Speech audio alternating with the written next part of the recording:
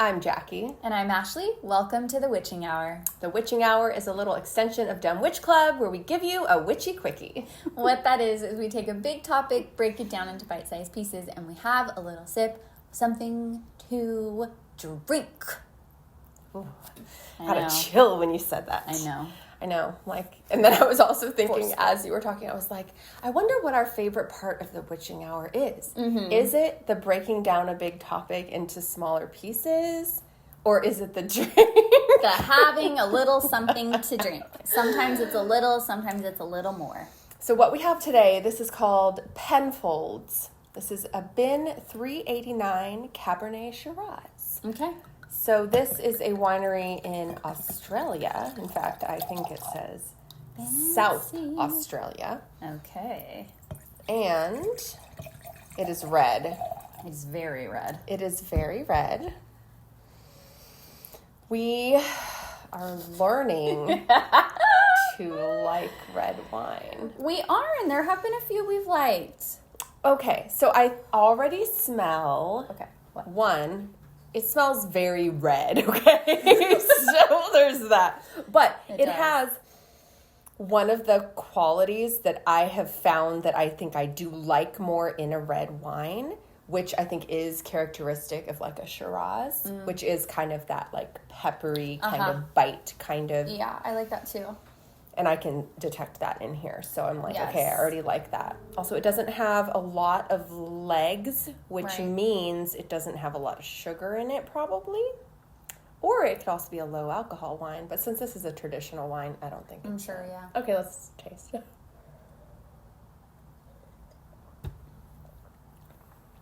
Oh. You don't like this? It immediately dried out my entire mouth. Yes, super high tannins. It's like all That's right what that here. means. It's like... Yeah.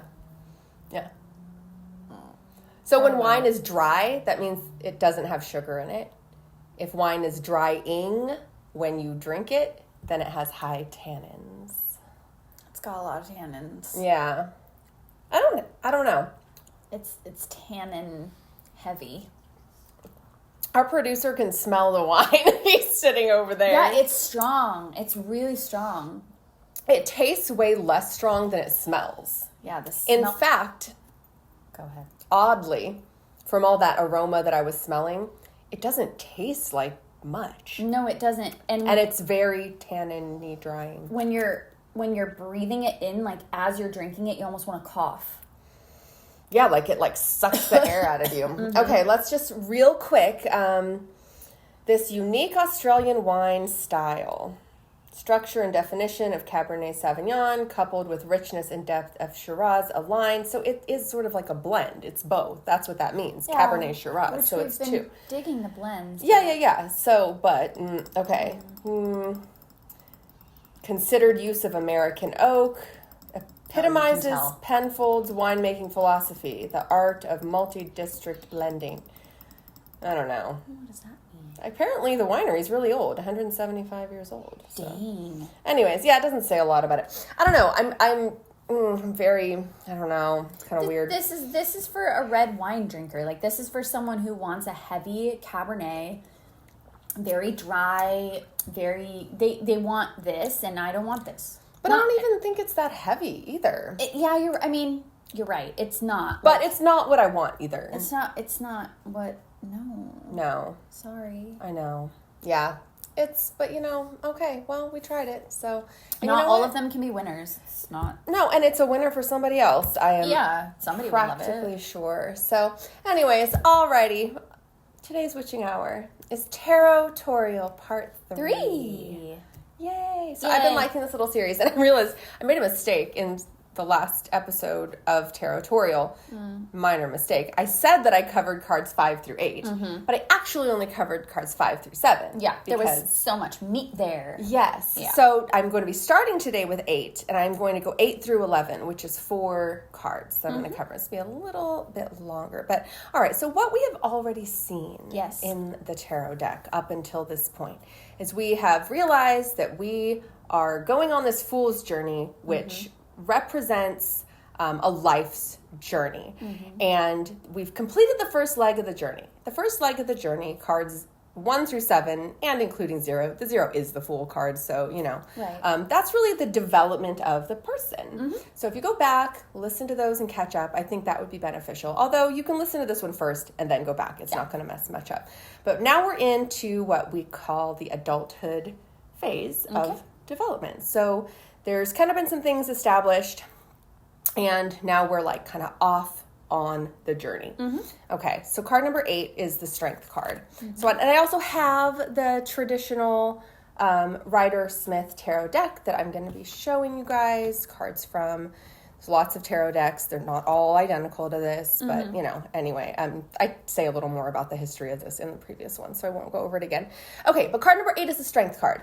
So what the artwork here is, there's a lion, and then there's like a female figure, and she's wearing a white dress, and she's got flowers, and she's kind of like, seems to be taming the lion. And the lion imagery is used frequently in the Strength card. So this is this is the original artwork that started the symbolism, but a lot of people carry that symbolism on.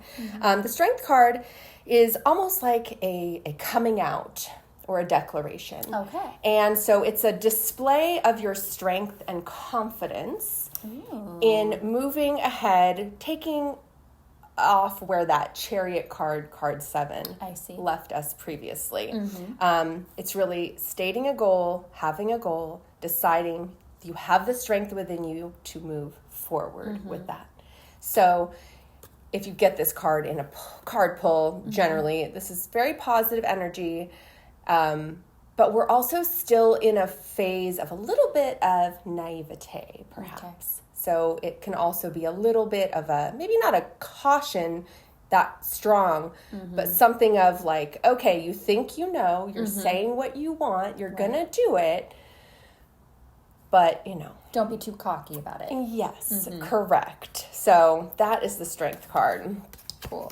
Okay, moving on, card 9. Okay, this is the Hermit card. I feel like this card is sort of, misunderstood. Okay. So you see it, the figure here is sort of a male figure. He's kind of hunched over, wearing these robes, and he's holding like a lantern, like a light out in front of him. I like the imagery. I always have. I think it's very cool and mysterious. Yeah, and he's like old. He's like a white beard, kind of a thing. And this card, it is kind of how it's a hermit, right? It's like being alone. And I think it can have almost a negative connotation because of that. Because, I don't know, it's like our culture has conflated being alone with being lonely and sad. Yes, or like weird. Yes, creepy. Or like a weirdo. Exactly. So, but, and look, if you're like pulling this card and you're trying to like figure out somebody else's intentions and you get this card, maybe it does mean that they're a weirdo, okay? Maybe it does. Right? Yeah. But not necessarily. This is about taking a step back, being an observer, productive isolation, taking time to think and meditate. So it's like coming off of that Strength card where you're like, yes, I'm declaring, I'm coming out, I'm going. Yes. And then this one is kind of like, whoop, hold on. Right. Make sure you think this through. Right. Meditate on it, reflect on it, really think about it. Have the patience before you just like jump into the fire. Makes sense. I like that. Yeah. Productive alone time. I like that. Yes. And as we learn, tarot does represent this life's journey, this fool's journey, like I said. And the major arcana, these cards we're going through first, are really big picture life symbolism. Yeah. This isn't so much about like, oh, every day you should do self-care. It's really about like, in your life at this time. If you pull that card, the message is for like that, you know? Okay. So just to kind of say it's not a casual like, do some bubble bath by yourself one night. Yeah, like have a Saturday just for you. Yeah, no, it's a little more serious than that. It's a little deeper than that, which all of these cards really are. So, okay, so now we've done those things. So now we're here at this Wheel of Fortune. So it's not the game show, but this card is a very significant card. So when we get to end of tarot, there's a card called the World card, and it ties into this card. 10 is the middle of the major arcana. So we're right smack in the middle. The Wheel of Fortune is about death and rebirth. It's about having to consider and reconsider decisions that you've made.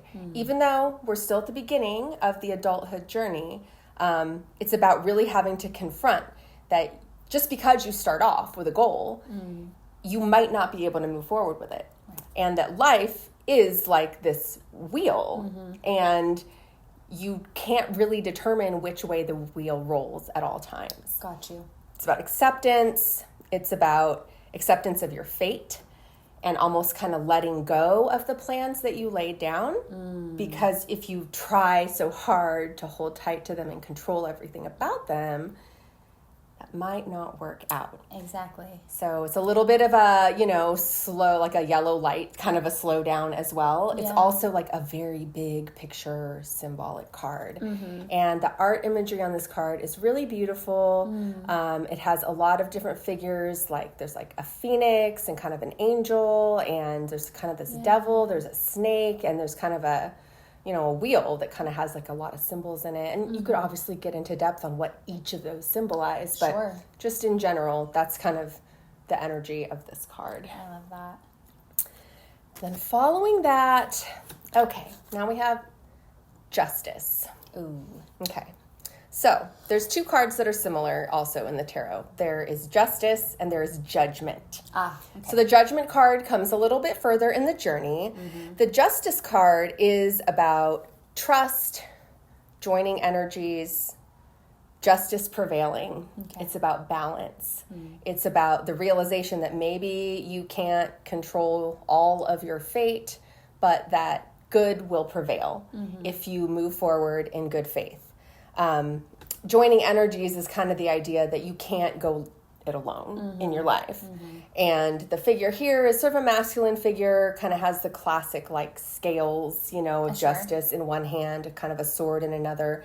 And it can be confused with the Judgment card, but this card is actually a more positive. It's not about judgment. It's about the right thing being done and the right thing happening, especially ultimately. I think this is an encouragement card if you get this in a card pull, to let you know that even if something is hard right now or you're unsure, if you have that trust and faith if you're in yourself, if you join with a supportive community or a supportive person, that if you continue to work towards the things that you have in mind, that you can get to the right place. Okay.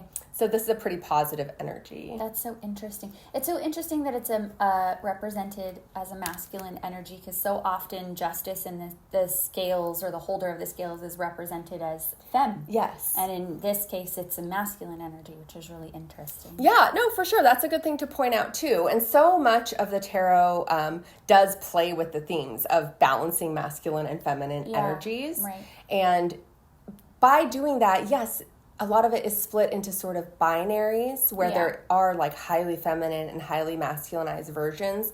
But the goal of it really is about integration of both of those, about actually having an existence that is not binary, that really incorporates all of that stuff into it. That's amazing. I love that.